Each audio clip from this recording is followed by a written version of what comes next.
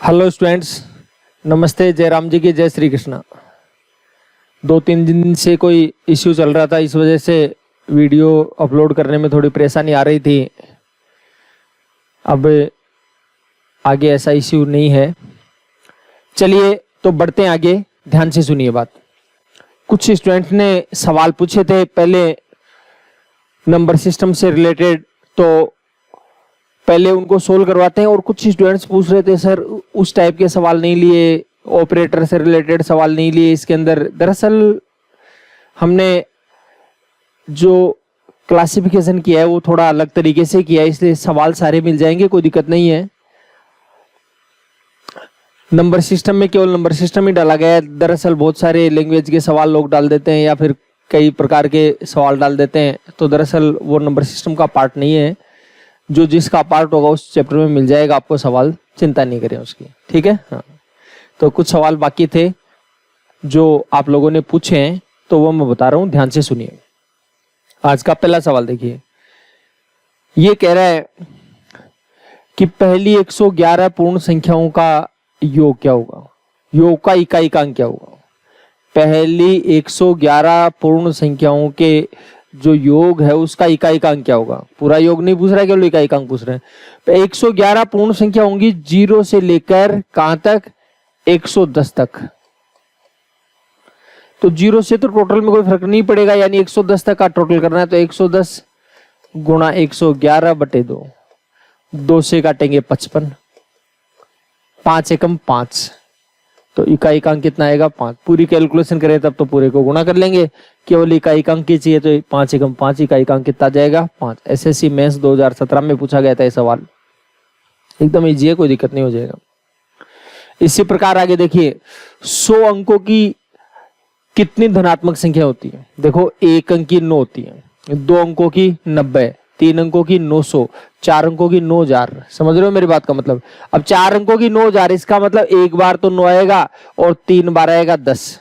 तो 100 अंकों की संख्या चाहिए तो एक बार तो आएगा 9 और 99 बार आएगा 0, तो आ जाएगा 9 गुणा 10 की घात 99, 9 गुणा 10 की घात 99। ठीक है, हो जाएगी बात क्लियर। बताइए कोई दिक्कत है तो आ जाएगा 9 गुणा 10 की घात 99। तो 100 अंकों की कितनी धनात्मक संख्या होती है, 100 अंकों की धनात्मक संख्या हो जाएंगी 9 गुणा 10 की घात 99। ठीक, अच्छा चलो आगे देखिए और सुनिए बात को। 14 का क्यूब प्लस 16 का क्यूब प्लस 18 का क्यूब कहां तक, 30 तक का क्यूब है। तो 30 तक की सम संख्याओं के घनों का योग चाहिए। तो थोड़ा सा प्यार से देखने की जरूरत है, ज्यादा कुछ कैलकुलेशन नहीं करनी है आपको। सबसे पहली बात तो ये देखिए कि 2 का क्यूब सब में कॉमन आ रहा है, 2 का क्यूब कॉमन आ रहा है, इसका मतलब ये लो जी 2 का क्यूब तो ले लिया कॉमन, ठीक है। और 2 का क्यूब कॉमन लेने के बाद इसमें बचेगा 7 का क्यूब, 8 का क्यूब, 2 कॉमन ले लिया ना। ऐसे करते करते कितना आ जाएगा, 15 का क्यूब। तो 7 से लेकर 15 तक की संख्याओं के घनों का योग चाहिए, 7 से लेकर 15 तक की संख्याओं के घनों का योग चाहिए, ठीक है। अच्छा, फिर अब 7 से लेकर 15 तक की संख्याओं के घनों का योग कैसे आएगा। देखो 2 का क्यूब ये तो हो जाएगा 8, 15 तक की संख्याओं के घनों के योग में 6 तक की संख्याओं के घनों का योग अगर आप घटा दोगे, 15 तक की संख्याओं के घनों के योग में 6 तक की संख्याओं के घनों का योग अगर आप घटा दोगे तो 7 से 15 तक आ जाएगा। क्लियर है बात, बताओ कोई दिक्कत है तो। अच्छा, अब आगे देखते हैं और सुनिए बात को। देखिए 15 तक की संख्याओं के घनों का योग जो है वो आएगा 15 गुणा 16 बटे 2 का होल स्क्वायर। 6 तक का हो जाएगा 6 गुणा 7 बटे 2 का होल स्क्वायर। आराम से इजी है, कोई दिक्कत नहीं है, कैलकुलेशन डायरेक्ट हो जाएगी। देखो 2 से काटेंगे 8 आ जाएगा, 15 8 120, तो बड़ी संख्या नहीं इसलिए कर रहा हूं। 120 का स्क्वायर, तो 120 का स्क्वायर 12 का स्क्वायर आना चाहिए बस। तो 112 का स्क्वायर 144, 1 0 की बजाय कितने हो जाएंगे, 2 जाएंगे, और इसको काटेंगे 2 3 6, 7 21 का स्क्वायर 441। ठीक है जी। अच्छा, अब आगे देखते हैं और सुनिए बात को, ध्यान से देखिए। यह आ जाएगा 41 जाएगा, 59 बच जाएगा। फिर 13 में से 4 जाएगा 9, ये लो कर लेंगे कैलकुलेशन। 9 8 72, दो कौन से में आ रहा है, दो ऑप्शंस में आ रहा है, इसमें भी आ रहा है, इसमें आ रहा है, इसका ये भी नहीं हो सकता, ये भी नहीं हो सकता। कैलकुलेशन में डिजिटल सम भी लगा सकते हैं, लेकिन फिलहाल तो मैं पूरी कैलकुलेशन करके बता देता हूँ आपको, देख लीजिए एक बार। 9 8 72 हासिल 7, 8 5 40 और 7 47 हासिल 4। ये दूसरा डिजिट यहाँ 7 है या कितना है, 1 है, इसका मतलब ये भी नहीं होगा, केवल एक ही ऑप्शन है। ठीक, पूरी कैलकुलेशन किए बिना काम चला लीजिए। चलो अब मैं कर देता हूँ पूरी कैलकुलेशन। 9 8 72 हासिल 7, 8 5 40 7 47 हासिल 4, 9 8 72 4 76 हासिल 7, 13 8 104 7 111, ये लो 111 672। ठीक है, अच्छा अब देखिए, सुनिए बात को, ध्यान दीजिए। एक डिजिटल सम होता है, डिजिटल सम अगला चैप्टर हम दशमलव लेंगे, दशमलव के जस्ट बाद डिजिटल सम का चैप्टर करवाऊंगा मैं 16 आपको, तो चीजें क्लियर उस समय ज्यादा होंगी आपकी। लेकिन फिलहाल मैं समझा दूं आपको, ध्यान से समझिए। आपको बता दूं, देखो जैसे ये कोई संख्या है आपकी, तो ये जो संख्याएं हैं उसके अंदर अंकों का योग करना है आपको। तो ये तो 8 है, इसमें देखो 5 और 1 कितना हुआ 6, 6 8 48, 6 8 48 अंकों का योग करना है। ठीक है, और यहां से भी कर सकते हैं, यहां से भी कर, इतना लंबा क्यों चले जब यहीं से काम हो जाए। ठीक है, इसलिए 5 और 1 6, 6 8 48। देखो 48 के अंकों का योग करोगे तो कितना होगा 8 4 12, 12 का दोबारा कर लो, 2 और 1 कितना होगा 3, तो अंकों का योग कितना हो गया 3, और इसका स्क्वायर। इसमें भी 7 3 21, 7 3 21, 21 को वापस करोगे तो 3 हो जाएगा। ठीक है, अच्छा इसका अंकों का योग 9 है, इसका भी 9, 9 में से 9 जाएगा 0, 0 को 8 से गुणा करें 0, तो डिजिटल सम 0 आने का मतलब 9 है। डिजिटल सम 0 आने का मतलब क्या होता है 9। ठीक है, अच्छा अब आप कहोगे जी 9 क्यों होता है, ये डिजिटल सम सिखाऊंगा तभी पता लगेगा आपको, फिलहाल आप देख लीजिए। तो देखो जैसे जिसके अंकों का योग 9 हो रहा है, जिसके अंकों का योग 9 हो रहा है वही है। तो देखो 6 7 13 5 18 4 22 3 25 और 1 26, 26 का टोटल कितना हुआ 8 हुआ। इसका ये आंसर नहीं हो सकता, 9 ही होना चाहिए। 2 और 1 3, 2 5, 2 7 और 1 8, इसका भी 8 हो रहा है, ये भी नहीं हो सकता। 4 2 6 6 12 और 5 17 और 2 19, 19 को वापस से कर लो, 9 और 1 10, 10 का 1 बनेगा, ये भी नहीं हो सकता। ठीक है, इसको देखो 7 2 9 और 6 15 और 1 16 और 1 17 और 1 18, 18 का कितना आ जाएगा 9 आ जाएगा। ऐसे भी हम करेंगे, क्लियर है बात। फिलहाल क्योंकि कुछ चीजें, कुछ कैलकुलेशन और सिखाऊंगा आपको, वो कैलकुलेशन सिखाने के बाद तो ये बताऊंगा तो उसका फायदा मिलेगा, पहले बताऊंगा तो उसका फायदा नहीं मिलेगा। ठीक है, लेकिन पता होना चाहिए आपको। ठीक है, अच्छा चलो आगे बढ़ते हैं।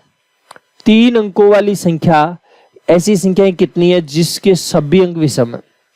3 अंकों की ऐसी कितनी संख्या है जिसके सारे डिजिट विषम है। 3 अंकों की संख्या, पहले तो विषम डिजिट के लिए या तो 1 होना चाहिए, या 3 होना चाहिए, या 5 होना चाहिए, या 7 होना चाहिए, या 9 होना चाहिए। तो कितने ऑप्शन अवेलेबल है 5 ऑप्शन है।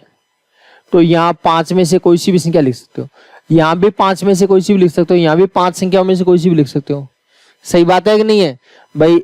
पहले डिजिट के लिए भी 5 1 3 5 7 9 5 ऑप्शन अवेलेबल है, जो मर्जी है वो लिख दो। यहाँ भी इनमें से जो मर्जी है वो लिख दो, यहाँ भी जो मर्जी है वो लिख दो।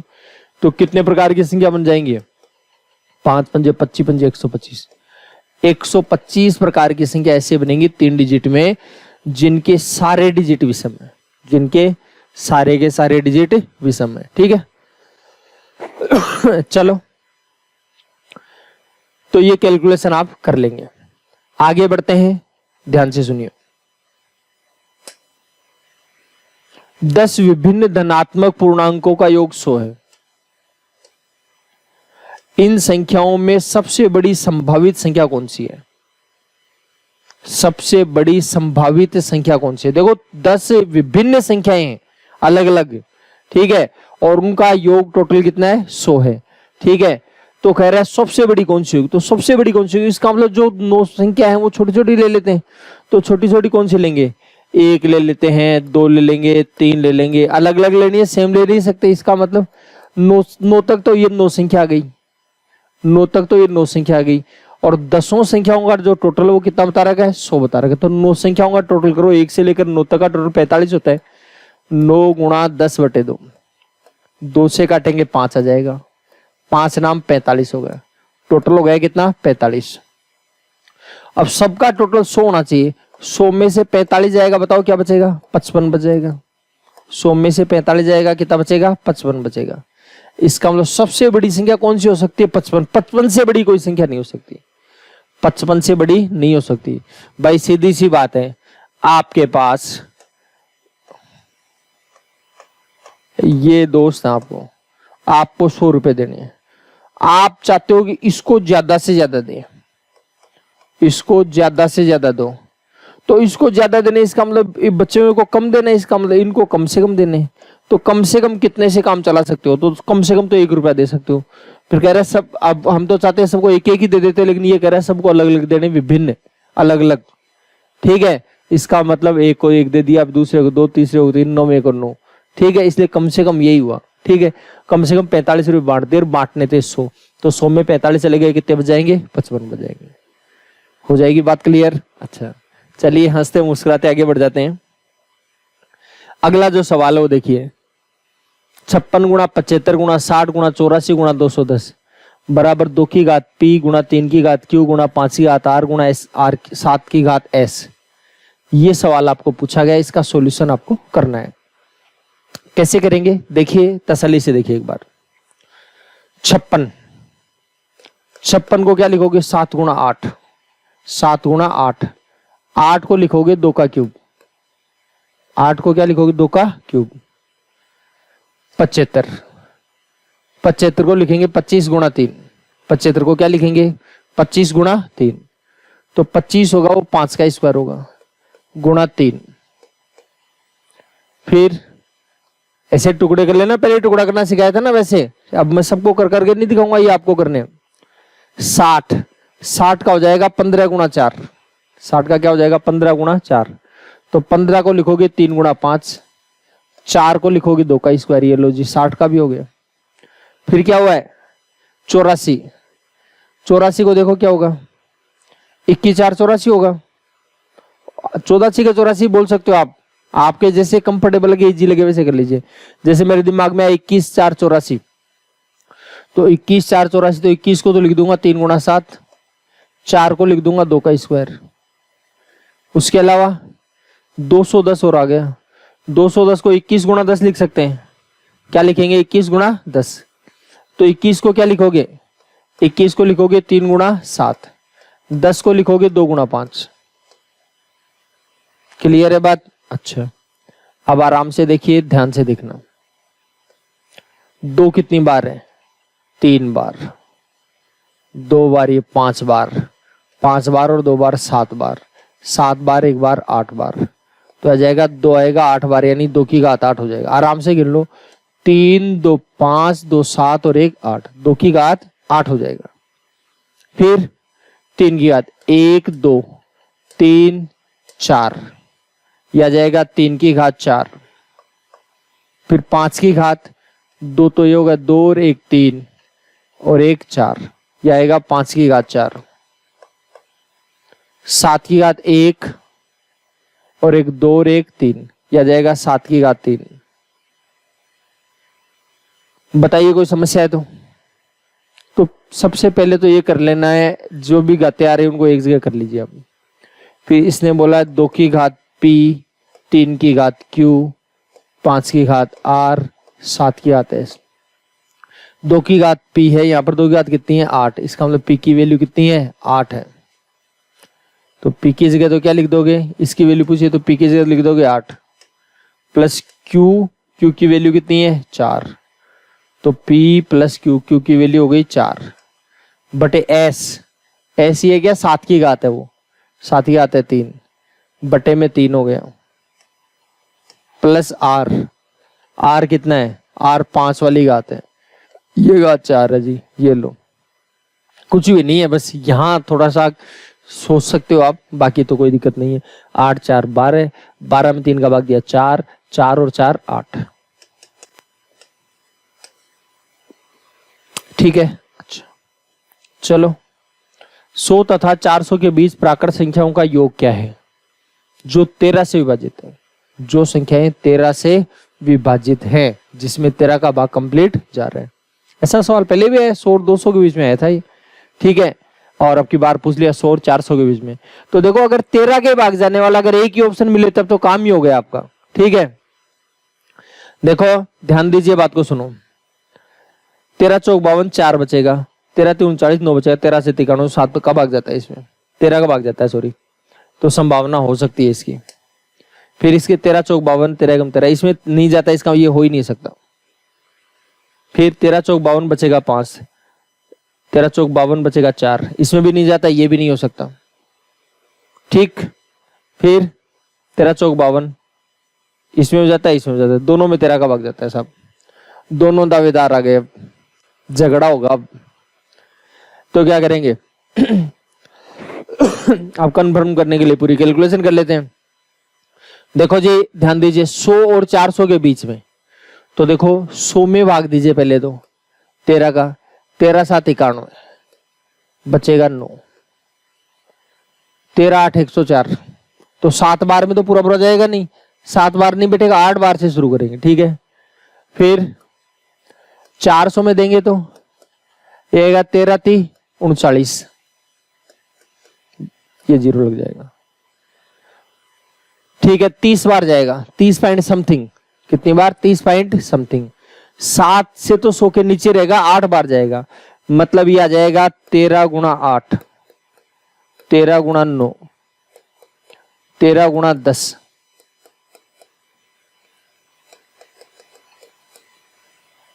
13 गुणा 30,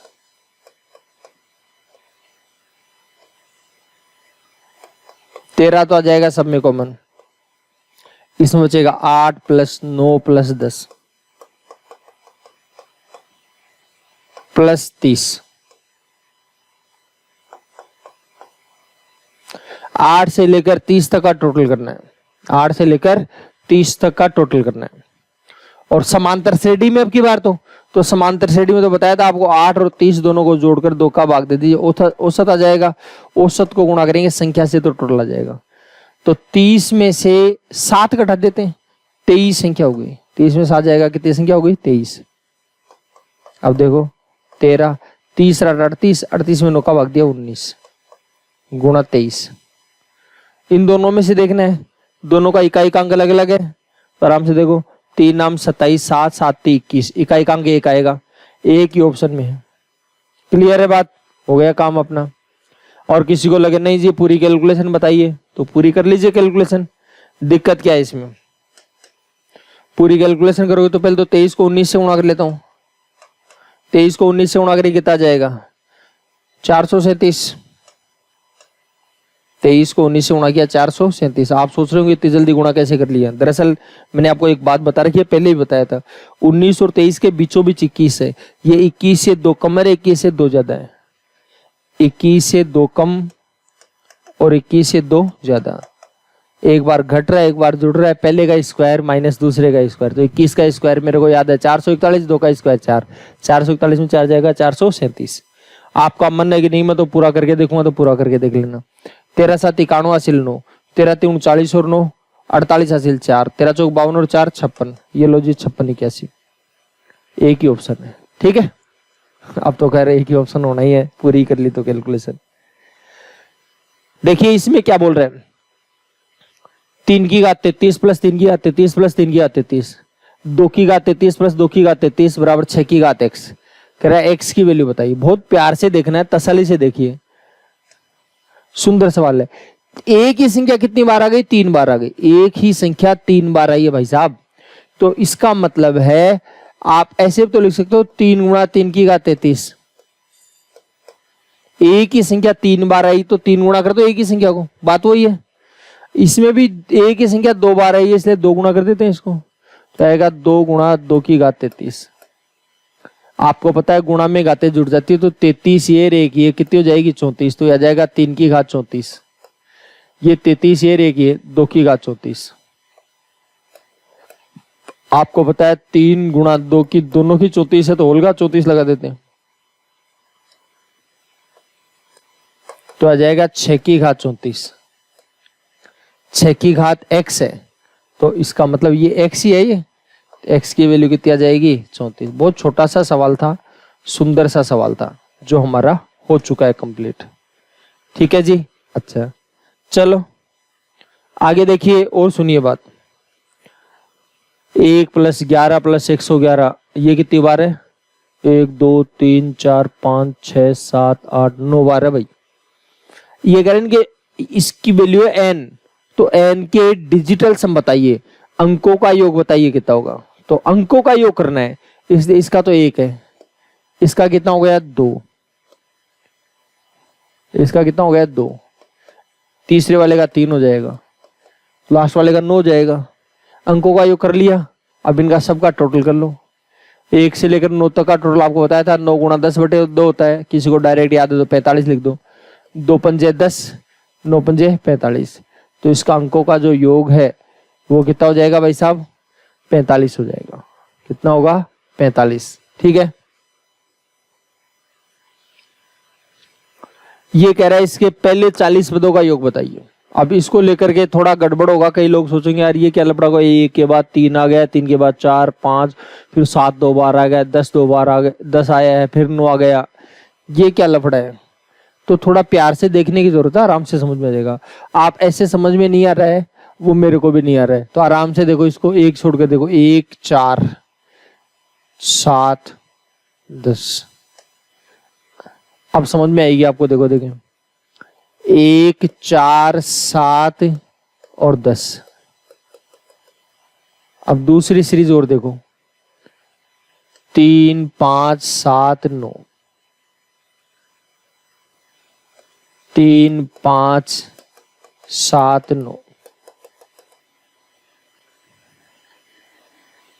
ठीक है, अब समझ गए होंगे बात को।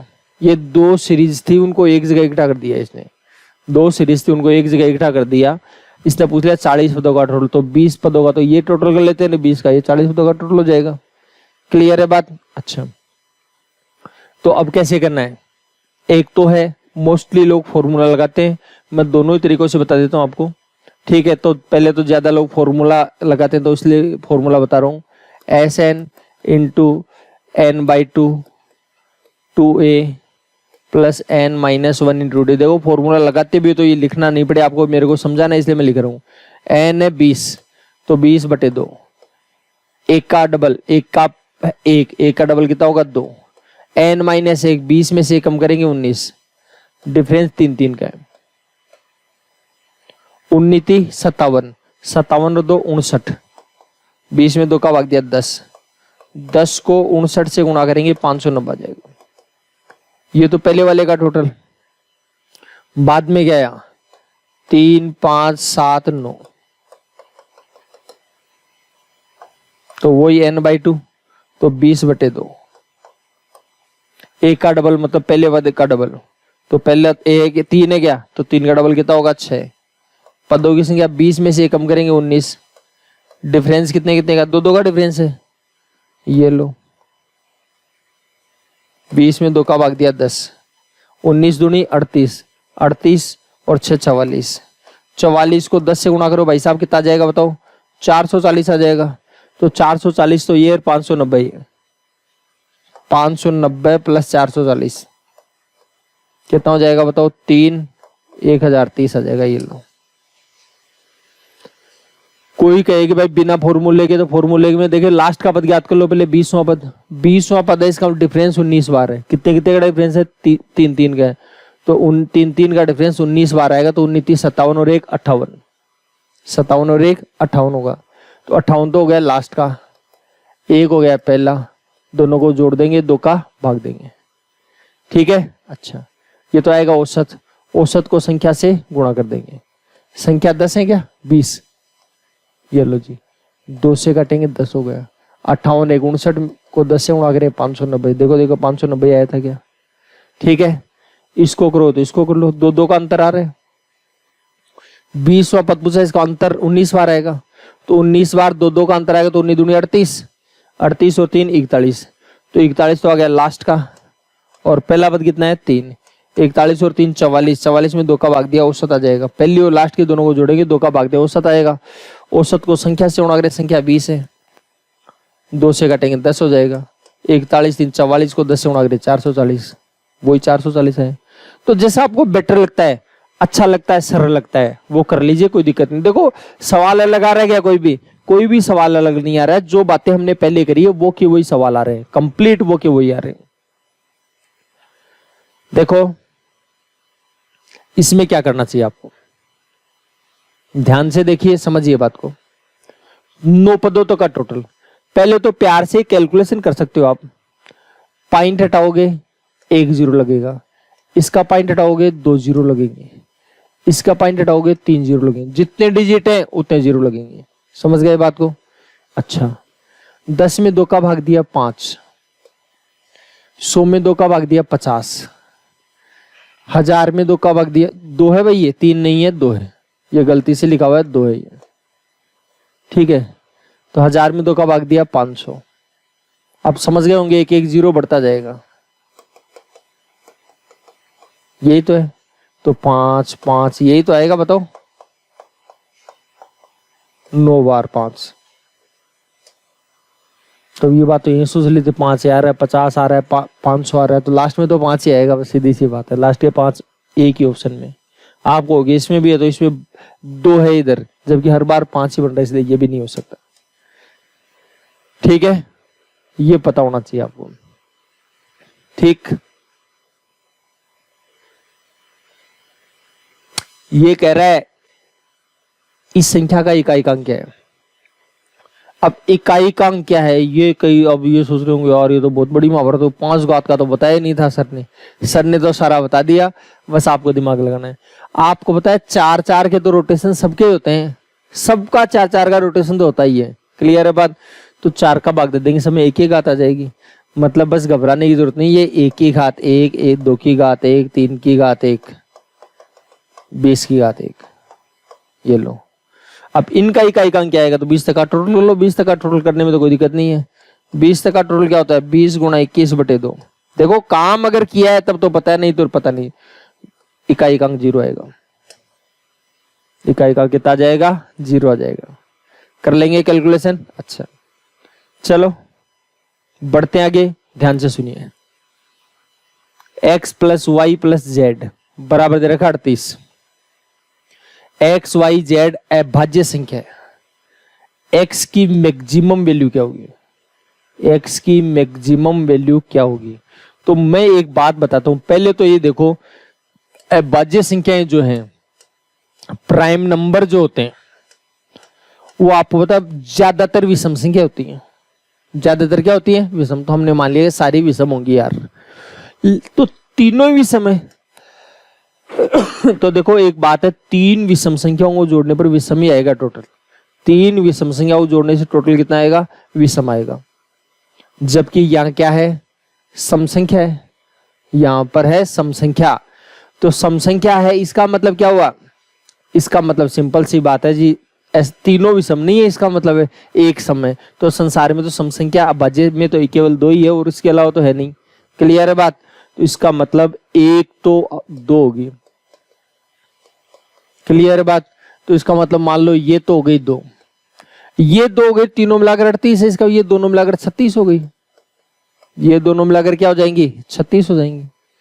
और ये भी दोनों बचे। अब x को बड़े से बड़ा रखना है, इसका y को छोटे छोटे रखना है। तो देखो 1 तो ले नहीं सकते आप, क्यों नहीं ले सकते, क्योंकि 1 बजे नहीं है। 2 आ चुका है पहले, आपको आ चुका तो क्या हो, दोबारा ले लेते हैं, क्या दिक्कत आ रही है, दोबारा लोगे तो इधर 34 आएगा, समझ गए, तो सम संख्या आ जाएगी फिर, ठीक है, इसलिए नहीं ले सकते। अगर इसको 3 लोगे तो इधर 33 ले लोगे, लेकिन 33 से भी नहीं बैठने वाला है जुगाड़। फिर आप अगर 4 लोगे तो ये 32 होगा, ये भी बजे नहीं है। फिर 5 लोगे तो ये 31 हो जाएगा। अब की बार दोनों ये बजे आ गई, तो 31 5 और एक ये 2, ये लो साहब आपकी तीनों बजे संख्या आ गई। तो बड़ी से बड़ी वैल्यू कितनी हो सकती है, 31। 31 से बड़ी नहीं ले सकते आप इसके अंदर। और किसी को लगे साहब मैं 31 से बड़ी भी लेकर के दिखा सकता हूँ, तो आप चेक करिएगा आराम से, प्यार से करिएगा, अपने आप पता लग जाएगा। चलो 4 की घात 11 प्लस 4 की घात 12 प्लस 4 की घात 13 प्लस 4 की घात 14। n के कितने धनात्मक गुणनखंड है? n के कितने धनात्मक गुणनखंड है? गुणनखंडों की संख्या पूछिए, जो अपने को पहले पूछा गया था वही बातें हैं सारी सारी। तो देखो थोड़ा सा प्यार से कैलकुलेशन करो।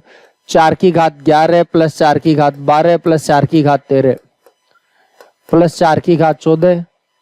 तो 4 की घात 11 तो आ जाएगा सब में कॉमन, ठीक है। तो निकालेंगे तो ये तो कितनी बार हो जाएगा, एक बार पूरा ही निकल गया। 12 बार में 11 बार निकल जाएगा, एक बार बचेगा।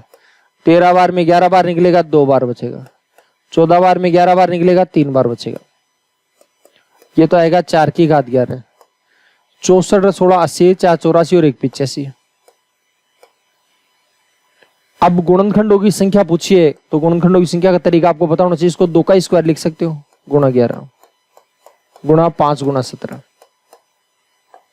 तो 2 की घात 22 गुणा 5 गुणा 17 हो जाएगी बात क्लियर। अच्छा क्या करें बताओ? इसमें तो हो गई गुणनखंडों की संख्या 23, उसमें गुणनखंडों की संख्या हो गई 2 1 और 5, इसमें गुणनखंडों की संख्या हो गई 2। तो 23 दूनी 46 दूनी 92। तो गुणनखंडों की संख्या हो जाएगी 92, ठीक है। ये लो जी, तो धनात्मक गुणनखंडों की संख्या 92, ठीक है। ये पहले बातें कर चुके हम। 22 संख्या तो 23 संख्याओं को भाग जाएगा, याद है एक जोड़ते हैं क्योंकि एक का भाग हो जाता है इसके अलावा। ये कह रहा है 9 की घात 9, n के धनात्मक घनों की संख्या। धनात्मक घन क्यूब, परफेक्ट क्यूब जिसका घनमूल पूरा पूरा निकले, ऐसी कितनी संख्या है? तो जिसका घनमूल पूरा पूरा निकले वो 3-3 के जोड़ों में से एक एक संख्या निकलेगी। 3-3 के जोड़े में से एक एक संख्या निकलेगी। तो एकदम प्यार से देख लीजिए आप, n है 9 की घात 9 लिख रखा था यहाँ पर। आप बताओ 9 को 3 का स्क्वायर लिख सकते हो, होल घात 9, 9 दूनी 18। अब ऐसी संख्या लेनी है जो 3-3 के जोड़े बन जाए, जैसे 1 में बन जाएगा, फिर 3 की घात 3, 3 की घात 6, 3 की घात 9, 3 की घात 12, गिन लो आराम से, 3 की घात 15। ऐसे 12 लिखने की जरूरत नहीं है सबको।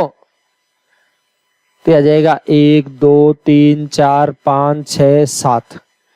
तो जिनका घनमूल कंप्लीट निकले वो कितनी संख्याएं हैं? 7, ठीक है। तो यही देख लेते, 18 में 3 का भाग देते 6 आ जाता, ठीक है। और इसके अलावा एक और है, तो 6 और 1 कितना हो जाएगा? 7 हो जाएगा, ठीक है। ऐसे नहीं कि लेकर के बैठ गए। n का सबसे बड़ा अभाज्य गुणनखंड क्या है? n का सबसे बड़ा अभाज्य गुणनखंड क्या है? देखो एक बार, 3 की घात 14 प्लस 3 की घात 13 माइनस 12। थोड़ा सा ध्यान देना, या तो इसको सोल्व किया जाए, सोल्व करेंगे तो बहुत लंबी कैलकुलेशन हो जाएगी। तो फिर क्या करना है, थोड़ा प्यार से देखो एक बार। 3 की घात 13 कॉमन आ जाएगा इन दोनों में, 3 की घात 13 कॉमन निकालो आप। 3 की घात 13 कॉमन निकालोगे तो इसमें 3 की घात 14 12 13 बार निकलेगा, एक बार बचेगा। ये तो पूरा निकल जाएगा, एक बच जाएगा। 3 की घात 13 गुणा 3 और 1 कितना हो गया? 4 माइनस 12। और देखो देखो थोड़ा सा तसल्ली से, और देखो प्यार से देखो, दोनों में क्या कॉमन आ रहा है? दोनों में मेरे को लग रहा है 12 कॉमन आ रहा है। आपको 12 कैसे आ रहा है? 4 तो ये रहा, 4 के अलावा 3 का भाग इसमें हो जाता है, इसमें हो जाता है। तो 4 तो पूरा निकल गया, 3 13 बार, एक बार निकल जाएगा और 12 बार बच जाएगा। समझ गए बात को? 4 से 12 पूरा का पूरा निकल गया, कितना जाएगा? 1 आ जाएगा। अगर किसी को इसमें कोई दिक्कत लगी हो, कहीं को दिक्कत हो सकती है, तो वो ऐसे समझ लें इस बात को, 3 की घात 13 गुणा 4 जो है उसको 3 की घात 12 गुणा 3 की घात 1 लिख सकते हैं क्या? गुणा 4, तो 3 चौक 12 हो जाएगा। तो 3 की घात 12 गुणा 12, तो 12 कॉमन आ ही जाएगा। तो 3 की घात 12 कॉमन निकालिए, 3 की घात 12 बच जाएगा, ये आ जाएगा 1। अब देखो ये कैलकुलेशन भी बड़ी मुश्किल है, लंबी हो जाएगी कैलकुलेशन। तो आपको लंबी नहीं करना, आप सीधी सी संख्या देखिए, 2 संख्याओं का वर्गमूल निकले, बीच में माइनस का चिन्ह एक बार जोड़ देंगे, एक बार घटा देंगे। इसका भी वर्गमूल निकल रहा है, इसका भी निकल रहा है, बीच में कौन सा चिन्ह है? माइनस का। तो 3 की घात 6 प्लस 1, 3 की घात 6 माइनस 1। देखो ध्यान से देखिए, बात को सुनो। 3 की घात 6 को कैलकुलेट कर लेना, 729 आएगा। 729 और एक 730, ये 729 में से एक जाएगा 728, ठीक है। और यहां से तो दोबारा और भी हो रहा है, दोनों का वर्गमूल निकल रहा है, बीच में माइनस का जिन्हें एक बार जोड़ देंगे, एक बार घटा देंगे, थोड़ा और इजी हो जाएगा। तो वर्गमूल आ जाएगा 3 या 3 प्लस 1, 3 या 3 माइनस 1 तो 12 गुना 730, 3 या 3 का 27 और एक कितना हो जाएगा 28, 27 में से एक जाएगा 26, ये लो जी, ठीक है। अच्छा, तो 12 गुना 730 गुना 28 गुना 26, कह रहा है बड़ी से बड़ी अभाज्य संख्या, तो ये तो 2 गुना 13 है, ये 4 गुना 7 है, ये 73 गुना 10 है, ये 3 गुना 4, तो सबसे बड़ी तो अभाज्य संख्या 73 ही आएगी इसके अंदर। और तोड़कर देख लो क्या दिक्कत आ रही है, क्लियर है बात। अच्छा, यह जाएगा 73 सबसे बड़ी अभाज्य संख्या हो गई। चलो, ऐसा सवाल, ऐसे सवाल तो खूब करवा दिए, आपको आना चाहिए ये सवाल। देखो सब में 2 की घात 51 कॉमन आएगा, 2 की घात 51 कॉमन आएगा, तो ये तो पूरा ही निकल गया, 1 बचेगा। यहाँ 2 की घात 1, 2 की घात 2, 2 की घात 3, 2 की घात 4, 16 और 8 24 और 4 28 और 2 30 और 1 31, ये लो जी, ये संख्या आ गई। अब किसका भाग जाएगा? बहुत सारी संख्याओं का भाग जाएगा, इसलिए ऑप्शन से देखना पड़ेगा। 52 संख्याओं का भाग तो इसमें जाता है, 2 संख्याओं का इसमें, 52 दूनी 104 संख्याओं का भाग जाएगा, तो 104 संख्या तो ढूंढते फिरेंगे, तो ऑप्शन से देख लो। क्या 23 का भाग जाता है? तो 23 का भाग तो भाई साहब नहीं जाता, ना तो इसमें जाएगा ना इसमें जाएगा। और 58 का ले 29 का भी जाना चाहिए, 2 का जाना चाहिए, 2 का तो जा रहा है लेकिन इसका भाग नहीं जा रहा है, इसलिए नहीं होगा, ठीक है। 124 में 31 का भी जाना चाहिए, 4 का भी जाना चाहिए, तो 31 का भी जा रहा है, 4 का भी जा रहा है, 2 का भी तो जाएगा जाएगा, इसलिए इसका जाएगा। कर लेंगे कैलकुलेशन। अच्छा चलो आगे देखिए, यदि कोई पूर्ण वर्ग संख्या 6 से विभाजित नहीं हो तो उसे 6 से विभाजित करने पर क्या शेष बचेगा? हड़बड़ाना नहीं है, प्यार से कैलकुलेशन करना है। ऐसे कई सवाल पूछ लेते हैं उल्टे सीधे, ठीक है। बस आप तो जो परफेक्ट नंबर जो जानते हो, जिसका वर्गमूल कंप्लीट निकलता है, वो ऐसे ले आओ जिसमें 6 का भाग नहीं जाता है। 1 का स्क्वायर 1, इसमें 6 का भाग नहीं जाता है। 2 का स्क्वायर 4, इसमें 6 का भाग नहीं जाता है। 3 का स्क्वायर 9, इसमें नहीं जाता। ये लो, ठीक है, 3 ही ऑप्शन दे रखे हैं इसके अंदर। और भी अगर आपको लगे तो और ले लो। 4 का स्क्वायर 16, इसमें 6 का भाग नहीं जाता। 5 का स्क्वायर 25, ये भी ले सकते हो। 6 का स्क्वायर 36 नहीं ले सकते क्योंकि इसमें 6 का भाग जाता है। ऐसी संख्या लेनी है जिसमें 6 का भाग नहीं जाता। तो क्या शेष बचेगा? इसमें 6 का भाग दो, जाएगा नहीं, 1 शेष बचेगा। इसमें 6 का भाग दोगे तो इसमें 4 शेष, इसमें 6 का भाग दोगे तो 3 शेष बचेगा। तो ऐसा 1 शेष बचेगा, 3 बचेगा और 4 बचेगा। देखो कौन से में ये रहा। और कोई कहेगी आगे भी देखो, देखें इसमें देख लो, 6 का भाग दो, 6 दूनी 12, कितना शेष बचेगा? 4। इसमें देंगे 6 चौक 24, क्या शेष बचेगा? 1। क्लियर है बात? तो हड़बड़ाना नहीं है, आराम से प्यार से कैलकुलेशन करिए, ये कैलकुलेशन आपके पास आ जाएगी, ठीक है। ये कह रहा है इस संख्या में अगर 10 का भाग दिया जाए तो क्या शेष बचेगा? आपको पता है 10 का भाग देने पर क्या शेष बचेगा? ये तो इकाई-अंक देखते ही पता लग जाएगा। किसी संख्या का इकाई-अंक देखते ही आप बता सकते हो क्या शेष बचेगा। कब? जब 10 का भाग दे रहे हो तो, ठीक है ना। तो केवल इकाई-अंक याद कर लेते हैं। तो देखिए जी, 252 की घात 126, 244 की घात 152। देखो जी, इसमें 4 का भाग देंगे तो इसमें तो देने की जरूरत नहीं। 4 6 24, 2 शेष बचेगा। शेष ही लेते हैं तो 2 का स्क्वायर 4, इसका इकाई-अंक तो आएगा 4। 4 के समघात होती है तो इसका मित्र आता है 6। समझ गए बात को? और आप जिस तरीके से करना चाहो कर लो, कोई दिक्कत नहीं। इसका इकाई-अंक 4, इसका इकाई-अंक 6, 6 और 4 10। जिस संख्या के लास्ट में 0 हो उस संख्या में अगर 10 का भाग देंगे तो 0 ही शेष बचेगा। जिस संख्या के लास्ट में 3 हो, 10 का भाग दे रहे हो तो 3 ही शेष बचेगा। जिस संख्या के लास्ट में 7 है तो 10 का भाग दे रहे हो, 7 ही शेष बचेगा, ठीक है। 20 पृष्ठों की एक पुस्तक का पन्ना खो गया। शेष पृष्ठों की पृष्ठ संख्याओं का योग 195। लुप्त पन्ने के दोनों ओर अंकित पृष्ठ संख्या क्या होगी? ये कह रहा है 20 पृष्ठ थे और उसके ऊपर सब पर पेज नंबर लिखे हुए थे। अब एक पन्ना खो गया, ये पता नहीं लग रहा है कौन सा खोया है। ठीक है, तो अगले ने माथापच्ची करी है और सारे जो भी पेज नंबर लिखे उनका टोटल करके देखा। टोटल कह रहा है 195। तो आप बताओ 20 तक का टोटल करोगे तो आना कितना चाहिए? 20 तक का टोटल अगर करके देखे तो 20 गुणा 21/2 आना चाहिए। 2 से काटेंगे 10 आ जाएगा, 21 को 10 से गुणा करिए 210, तो टोटल आ जाएगा 210।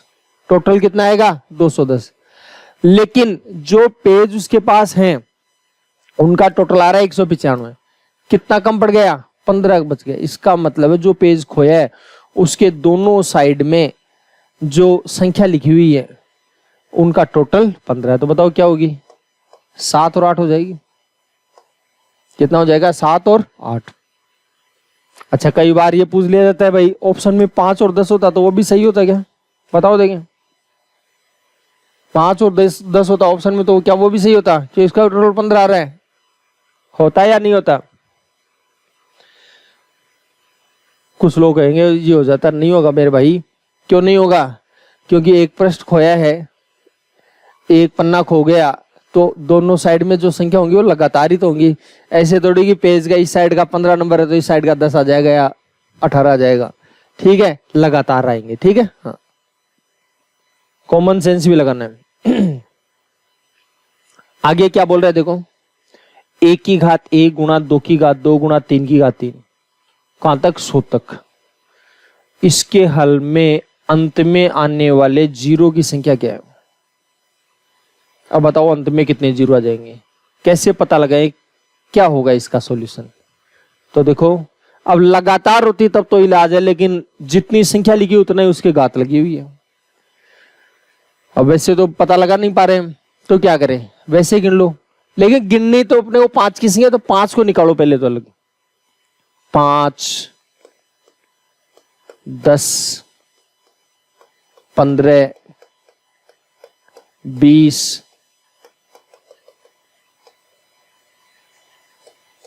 100।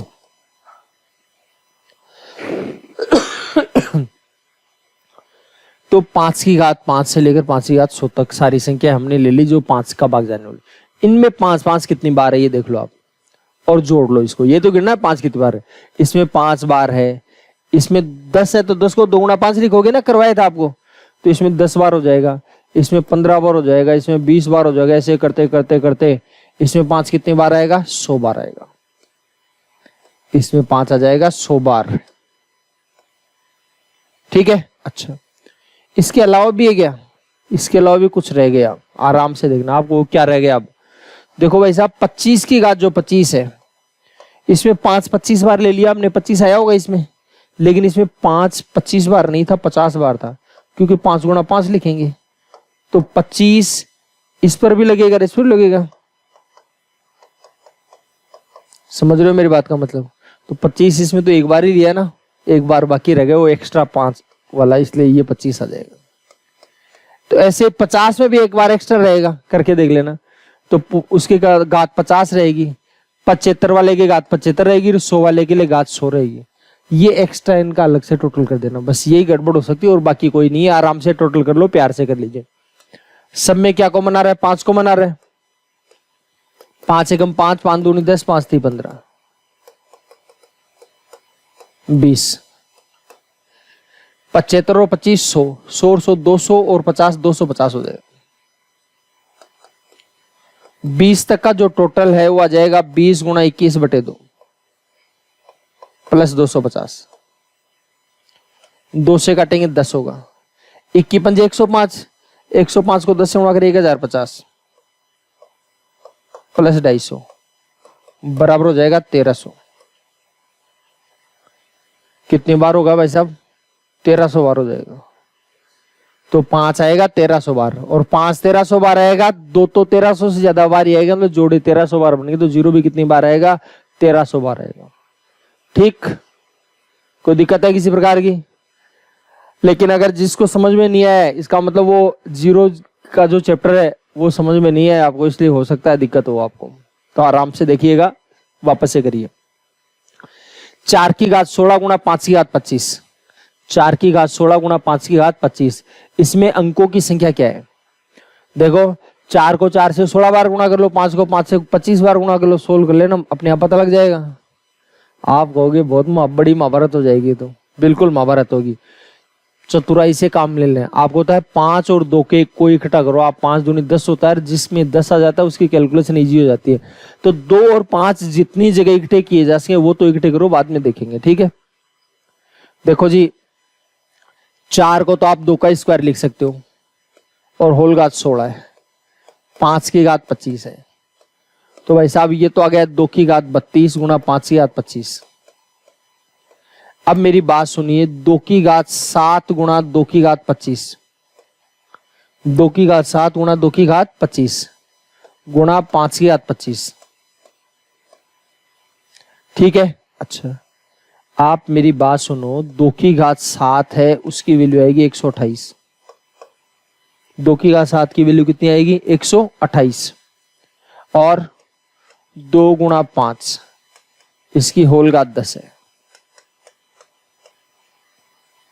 तो 10 की घात सॉरी होल घात 10 नहीं है,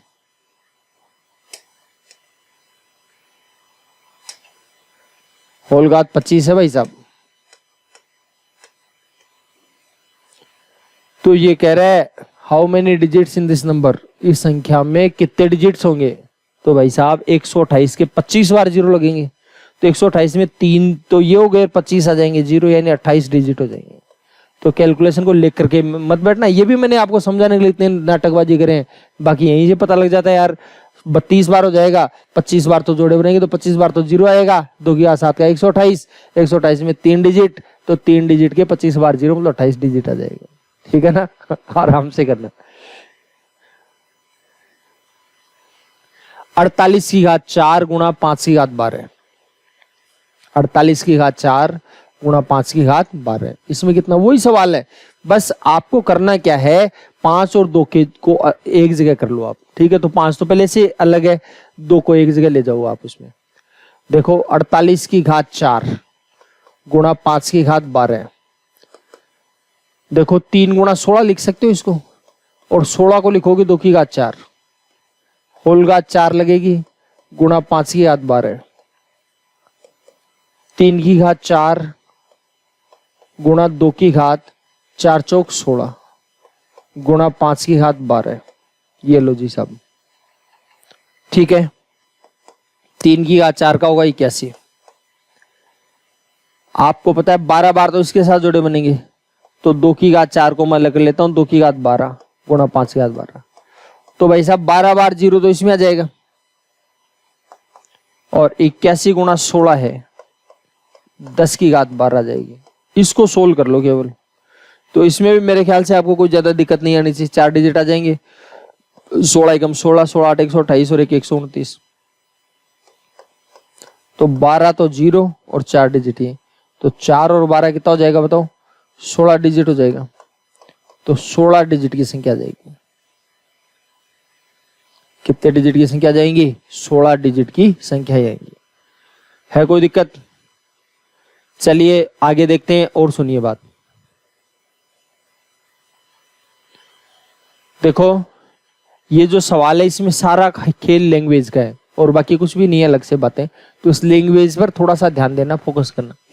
यदि n उसे सबसे बड़े पूर्णांक का द्योतक है, द्योतक मतलब डिनोट करता है,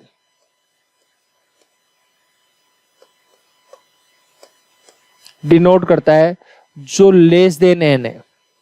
देखो यानी कहने का मतलब ये है कि अगर इस बड़े कोष्टक में n बंद कर दिया जाता है तो कह रहा है वो सबसे बड़ा पूर्णांक है जो इससे छोटा है, वो ये है उस सबसे बड़े पूर्णांक को बताता है। कौन से सबसे बड़े पूर्णांक को? जो n से छोटे हैं। क्लियर है बात? n कौन है ये इसके अंदर लिखा हुआ, उससे छोटे हैं उनमें सबसे बड़े को बताता है। देखो आराम से देखिए, जैसे मान लो ये कोई 13.5 लिख रखी है, तो क्या बोल रहा है? उस सबसे बड़े पूर्णांक को बोलता है जो इससे छोटे हैं। इससे छोटे पूर्णांक कौन से हैं ये बताओ आप मेरे को। इससे छोटे हैं 13, 12, 11, 10, 9, खूब सारे इससे छोटे। तो कह रहा है इससे छोटा ऐसा होना चाहिए जो सबसे बड़ा हो, तो इससे छोटे हैं इनमें सबसे बड़ा कौन सा है, ये है। यानी शब्दों का हेरफेर कर रहा है, केवल ये कहना चाह रहा है अगर बड़े कोष्ठक बंद कर दे तो इसका मतलब है जस्ट छोटा। क्या मतलब है भाई साहब, जस्ट छोटा, ठीक है। अच्छा आगे देखिए, अब की बार छोटे कोष्ठक में बंद कर दिया। छोटे कोष्ठक में अगर आपको बंद कर दिया तो क्या बोल रहा है, उस छोटे पूर्णांक, सबसे छोटे पूर्णांक को डिनोट करता है जो इससे बड़ा हो, जो इससे बड़ा हो, ग्रेटर देन n, ठीक है। मैं वही लिख रहा हूं, जैसे ये 13.5 है, इससे बड़े कौन कौन से बताओ, 14 है, 15, 16, 17, 18, 19, 20। तो क्या बोल रहे हैं, वह सबसे छोटा पूर्णांक जो n से बड़ा हो। तो ये है, इनमें n से बड़े हैं, इनमें सबसे छोटा कौन सा है, यह है क्या सबसे छोटा। तो इसका मतलब इससे जस्ट बड़े की बात चल रही है, इसका मतलब है छोटे कोष्ठक में बंद है, इसका मतलब है जस्ट बड़ा। क्या मतलब निकल गया, जस्ट बड़ा, और इसका मतलब क्या था, जस्ट छोटा, ठीक है। आराम से देख लेना, रट मत लेना इस बात को, क्योंकि आगे जाकर के हो सकता है इसके लिए ये लिख दे, इसके लिए ये लिख दे, समझ गए बात को। हाँ, रटना नहीं है, समझना है, जैसे कहे वैसे करना है। ये इस सवाल के लिए ही है। कभी कोई लोग सोचे आप में से कि यार बस ये बड़े क्वेश्चन बंद करते हैं, जस्ट बड़ा या जस्ट छोटा निकलता है, ऐसा कोई नहीं है, ठीक है। इस क्वेश्चन में बोला इसलिए बोला इसमें, ठीक है। तो सवाल में कोई टफनेस नहीं है, कोई टफ सवाल नहीं है, ये केवल आपसे ये जानना चाहता है कि आपको इस बात लैंग्वेज समझ में आई कि नहीं आई, बस इसके अलावा कुछ भी नहीं है। आराम से कर लोगे आगे। तो बड़े कोष्ठक में बंद करते क्या बोला, जस्ट छोटा। देखो ये जो सवाल है ये छोटे कोष्ठक में बंद है क्या, छोटे कोष्ठक वाले के लिए क्या बोल रहे हैं, जस्ट बड़ा। तो बताओ जी जस्ट बड़ा कितना हो गया, 1 से 1 बड़े 5 है, उससे जस्ट बड़ा कितना हो जाएगा, 2 हो जाएगा। समझ गए बात को। बड़े कोष्ठक में बंद है, इसका मतलब जस्ट छोटा। तो 1 सही 1/5 से जस्ट छोटी संख्या कौन सी होगी बताओ, 1 हो जाएगी। तो ये लीजिए 1 लगा दिया। अब ये छोटे कोष्ठक में बंद है, छोटे कोष्ठक का है जस्ट बड़ा, 1 से 1/5 से जस्ट बड़ा कितना हो जाएगा, 2 हो जाएगा, डिवाइड बाई। ये बड़े कोष्ठक में बंद है, बड़े कोष्ठक का जस्ट छोटा, तो कितना आ जाएगा बताओ, 1 से 1/5 का जस्ट छोटा हो जाएगा 1, प्लस छोटे कोष्ठक में बंद है, जो छोटे कोष्ठक में बंद है उसका मतलब जस्ट बड़ा, तो 1.5 से जस्ट बड़ा कितना हो जाएगा, 2 हो जाएगा। क्लियर है बात। 2 एकम कितना हो गया जी भाई साहब, 2। 2 में का भाग दिया 2 प्लस 2, ये तो कट जाएगा, टोटल आ जाएगा 2। ये लो, ठीक, कर लेंगे कैलकुलेशन। बताइए कोई दिक्कत है तो हो जाएगा काम आराम से। तो बस आराम से, तसल्ली से, प्यार से समझना आपको। लेकिन इस सवाल में जो कारीगरी है वो केवल एक ही कारीगरी है। किस चीज की है कारीगरी, कारीगरी इस बात की है कि भाई आप इस लैंग्वेज को समझ पाए या नहीं समझ पाए, बस, और कुछ भी नहीं है इसमें। 3 संख्याएं परस्पर सहभाज्य हैं, इस प्रकार हैं। पहली 2 संख्याओं का गुणा 551 है, अंतिम 2 संख्याओं का गुणा 1073 है। तीनों संख्याओं का योगफल क्या होगा, तीनों संख्याओं का योगफल क्या होगा। देखो ये सवाल वैसे आप एलसीएम से पढ़ोगे तो ज्यादा समझ में आएगा उस समय, लेकिन फिलहाल अब ये सवाल नंबर सिस्टम में पूछा गया है तो मैं यहां पर बता रहा हूं आपको, ध्यान से सुनो। पहली 2 संख्याओं का गुणा तो है 551 और आखिरी की 2 संख्याओं का जो गुणा है वह 1073। तो ये कहना चाह रहा है कि तीनों संख्याओं का योग क्या होगा, तीनों संख्याओं का योग क्या होगा, और सारी की सारी सहभाज्य संख्या बताइए। तो पहले तो भाई 551 के टुकड़े कर लो, आप करके देखो, देखिए टुकड़े क्या होते हैं। वीडियो को पॉज करिए, सोचिए टुकड़े क्या होते हैं,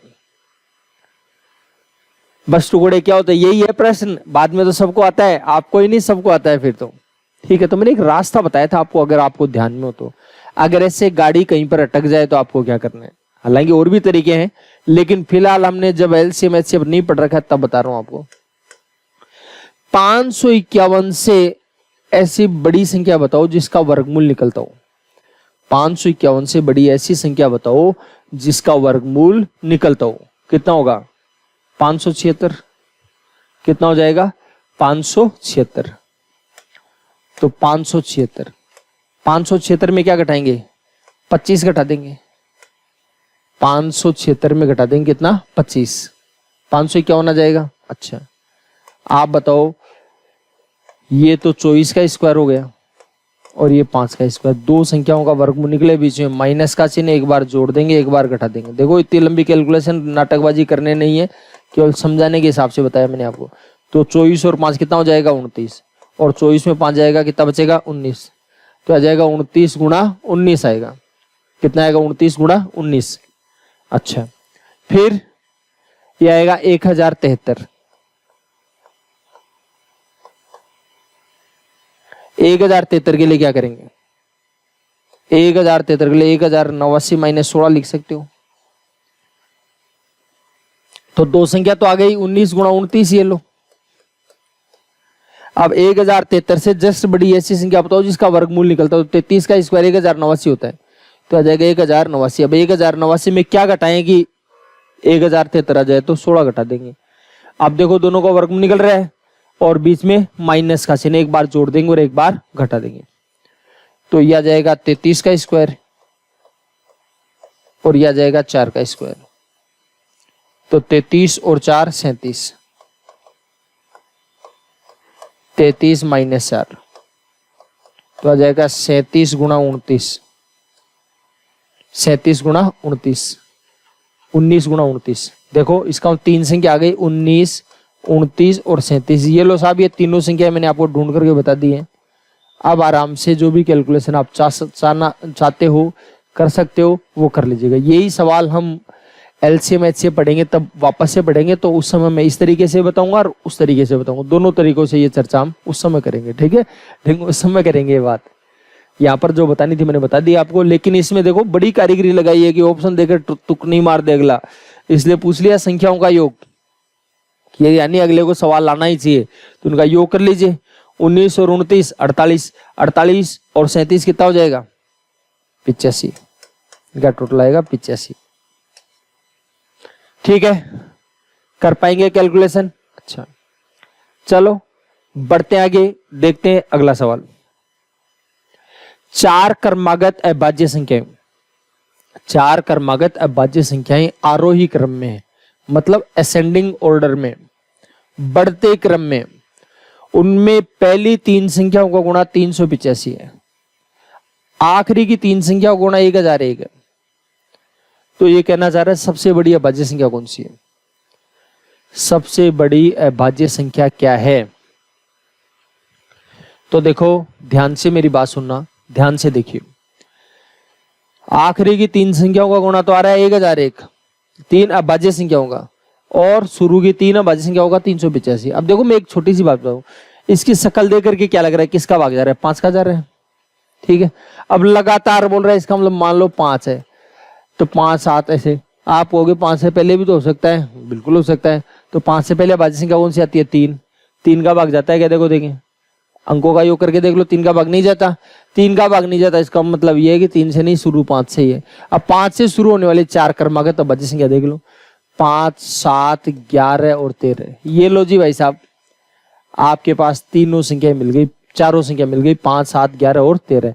अब आप चेक कर लो कि शुरू की 3 का गुणा ये मिल रहा है कि नहीं मिल रहा है, आखिरी का 3 का गुणा 1001 आ रहा है कि नहीं आ रहा है, ठीक है? ये आप चेक कर लीजिए, आराम से मिल जाएगा आपको, ठीक है? हाँ, कैलकुलेशन या टुकड़े करने की जरूरत नहीं। और किसी का मन है कि भाई मैं टुकड़े करके देखूं, तो आराम से टुकड़े करके देख लेना। 385 में 5 का भाग दोगे तो क्या आएगा? 5 7 35, 5 7 35, फिर 7 का दोगे 11, फिर 11 का दिया 1, ऐसे भी करके देख सकते हो, ठीक है? लेकिन हम कॉम्पिटिटिव एग्जाम्स की तैयारी कर रहे हैं, इसलिए हमें थोड़ा सा डायरेक्ट भी सोचना शुरू करना पड़ेगा, तब जाकर के बैठेगा हिसाब किताब। चलो बढ़िया, आगे देखिए, तसल्ली से देखना। 1 तथा 0 से बनने वाली सबसे छोटी संख्या में कितने अंक होंगे जो 225 से पूर्णतः विभाजित हो? देखिए मेरी बात सुनना ध्यान से।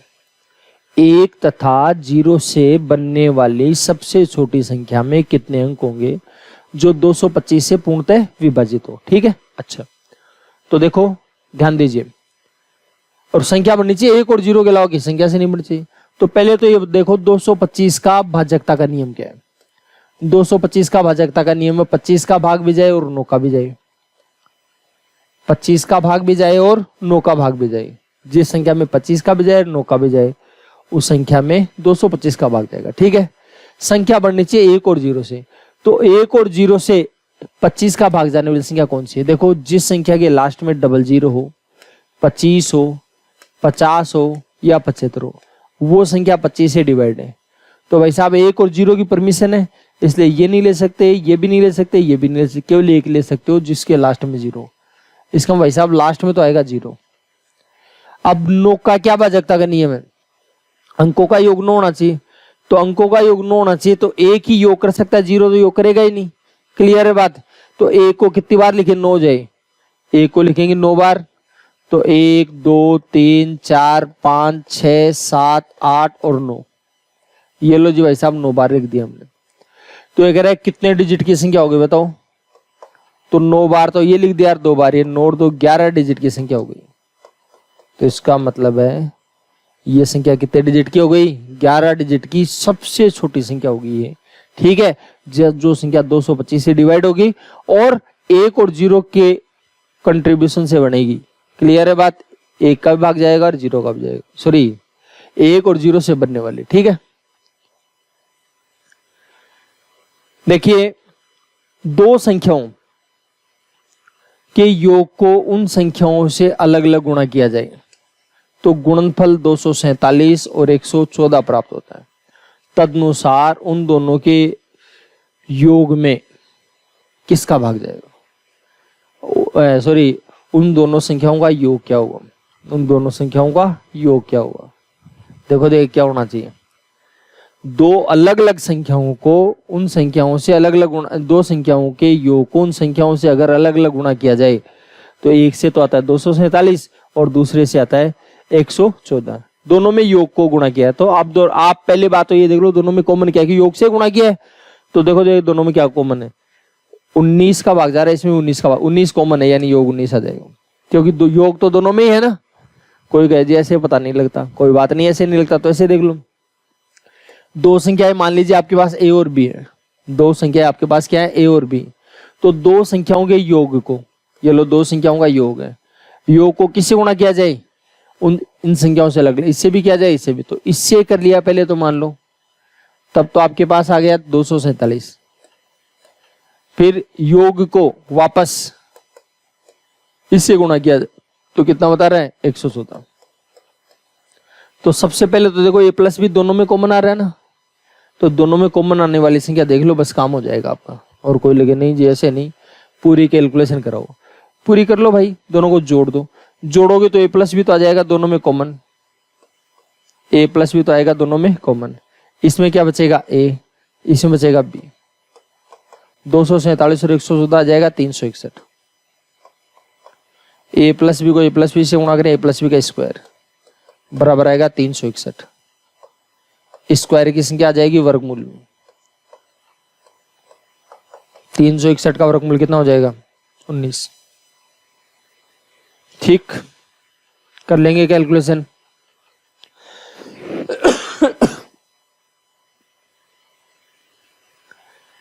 x की घात 13 प्लस 1 को x माइनस 1 से भाग देने पर क्या शेष बचेगा? x की घात 13 प्लस 1 x की घात माइनस 1 से भाग देने पर क्या शेष बचेगा? तो देखिए जी, बात को सुनिए, ध्यान से देखना। x माइनस 1 से अगर भाग देंगे तो क्या शेष बचेगा? कुछ बताया था, या तो भाग देके देख लो, और भाग नहीं देके देखो तो मैंने कहा था ऐसा इसको 0 बना दो। तो x की जगह पर क्या रख दोगे आप? x की जगह पर आप 1 रख दो, अपने आप पता लग जाएगा। शेषफल फॉर्मूला में बताई थी आपको। तो x की जगह पर क्या रख देंगे? 1, घात लगा दी 13 प्लस 1, 1 के कितने में घात लगाओ? 1 आएगा, प्लस 1 बराबर कितना हो जाएगा? 2। हो जाएगी बात क्लियर? तो आ जाएगा, ये आ गया आपका शेष। अब कह रहा है 1 की घात 3 प्लस 3 की घात 3 प्लस 5 की घात 3, 21 की घात 3। ये कहना चाह रहा है कि विषम संख्याओं के घनों का योग बताइए। विषम संख्याओं के घनों का योग क्या होगा, प्यार से देखना है। कुछ बताया था, याद है क्या आपको? आपको बताया था P square into 2p square minus 1। P क्या बताया था? विषम संख्याओं की संख्या। पी इसलिए बताया था, आपको ध्यान होगा कि थोड़ा कैलकुलेशन में अटपटी लग जाती है, इसलिए बता दी विषम संख्याओं की संख्या। तो 21 तक विषम संख्याएं हैं कितनी? 11। 21 तक कितनी विषम संख्या है? 11। याद है क्या 11 है? 20 तक तो 10 सम होती है और 10 विषम, और 21 और आ गई, इसका मतलब 11 संख्या होगी, 11 विषम संख्या। तो पी की जगह लिख देंगे 11। तो 11 का स्क्वायर 2 गुणा 11 का स्क्वायर माइनस 1। 11 का स्क्वायर होगा 121। 121 दूनी 242। 242 में 1 जाएगा 241। ठीक है, 1 एकम 1, इकाई का अंक 1, इसमें भी और इसमें भी। इसका मतलब ये नहीं हो सकता और ये नहीं हो सकता, 2 ऑप्शन तो खत्म हो गए साहब। हो जाएगी बात क्लियर? अच्छा, फिर और करें कैलकुलेशन। देखो ये तो मेरे को लग रहा है बहुत बड़ी संख्या हो गई होगी, यही आ जाना चाहिए कैलकुलेशन में।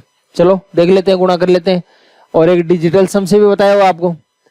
अंकों का योग लो, 1 और 2 3 और 1 4। अंकों का योग किया 4, 1 4 5 2 7, 7 चौक 28। 28 को वापस जोड़ लो, 8 2 10, 10 को वापस जोड़ लो, 1 और 0 1। यानी अंकों का योग 1 होना चाहिए। किसका हो रहा है 1? पहले मैं पूरा ही कर रहा हूं क्योंकि वो आपको बताया हुआ नहीं, इसलिए बाकी इतना लंबा करना नहीं पड़ता, डायरेक्ट होता है। 9 और 2 11, 1 12, 6 18 और 1 19। 19 का होगा 9 और 1 10। 10 का कितना हो जाएगा 1? मैंने कहा अच्छा सॉरी, संभावना है क्योंकि ये बाकी अभी 1 हो सकता है, इसका भी हो जाए। तो 5 3 8 3 11 6 17 1 18, इसका कितना हो? इसका 9 हो रहा है, ये नहीं हो सकता। ठीक है, क्लियर है बात? वैसे भी संख्या आसपास तो यही थी, ये तो बहुत बड़ी संख्या जा रही थी। ठीक है, 200 से गुणा करते 24 दूनी 48 जारी होता। ठीक है, तो 120 से कर रहे हैं, समझ गए बात को? चलो तो यह आ जाएगा गुणा 29,161। और किसी का मन होगी जी मैं तो गुणा करके देखूंगा, तो आराम से प्यार से बैठे बैठे गुणा कर लेना, कोई दिक्कत नहीं है। गुणा करके देखोगे आपका आंसर आ जाएगा। क्लियर है बात? तो आप लोगों ने इतने ही सवाल पूछे थे जो मैंने बता दिए आपको। ठीक है, अब अगली जो क्लास आएगी उसमें हम नया चैप्टर शुरू करेंगे दशमलव। ठीक है, तो उसके लिए तैयार रहिएगा। धन्यवाद, तब तक हंसते रहिए, मुस्कुराते रहिए। सवाल और भी कोई दिक्कत हो किसी को तो आप कमेंट बॉक्स में सवाल डाल दीजिएगा। बहुत कम लोग सवाल निकाल रहे हैं, तो कम लोग सवाल निकाल रहे हैं तो उसमें कोई ज्यादा खास फायदा होगा नहीं आपको। ठीक है, सवाल निकालते रहिए, जो भी दिक्कत है पूछते रहिए। चलो धन्यवाद, बाकी चर्चा अगली क्लास में।